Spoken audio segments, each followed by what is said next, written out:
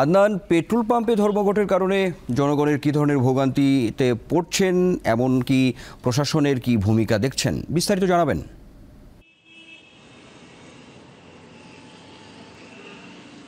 আনোয়ার, বিনা নোটিশে সড়ক ও জনপথ বিভাগের উচ্ছেদের প্রতিবাদে বাংলাদেশ পেট্রোলিয়াম অনার্স অ্যাসোসিয়েশন এবং পেট্রোল পাম্প মালিক অনার্স অ্যাসোসিয়েশনের পক্ষ থেকে আজকে থেকে রাজশাহী এবং রংপুর বিভাগে ধর্মঘট পালন করছে এবং আজ সকাল ৮টা থেকে রাজশাহী জেলা ও মহানগর সহ উত্তরবঙ্গের সকল পাম্পগুলো আসলে তেল উত্তোলন, বিপণন ও পরিবহন বন্ধ রয়েছে। গতকাল রাতে সংগঠনটির সভাপতি এবং সেক্রেটারি রাজশাহী বিভাগের যারা রয়েছেন তারা একটি বিজ্ঞপ্তির মাধ্যমে আসলে আজকের এই ধর্মঘটের ডাক দিয়েছেন এবং গতকাল নওগাঁ জেলার সড়ক ও জনপথ বিভাগ কোনো প্রকার পূর্ব ঘোষণা, নোটিশ বা আনুষ্ঠানিক চিঠি প্রদান না করে আকস্মিক উচ্ছেদ অভিযান পরিচালনা করেন। এই উচ্ছেদ অভিযানকে অযৌক্তিক বলছেন এবং বলছেন যে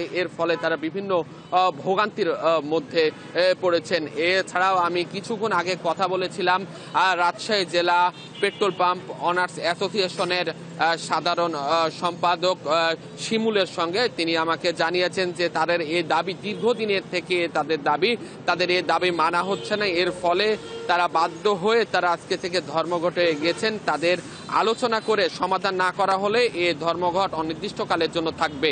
এছাড়াও যদি আনোয়ার একটু জানিয়ে রাখি যে হঠাৎ করে ধর্মঘটের ফলে যে সকল বাস চালক বা যানবাহন চালকরা রয়েছে তারা চরম ভোগান্তিতে মধ্যে পড়েছে। তারা হঠাৎ করে পাম্পগুলোতে এসে জ্বালানি না পেয়ে তারা ঘুরে যাচ্ছেন এবং বলছেন চরম ভোগান্তির মধ্যে তাদের পড়তে হচ্ছে।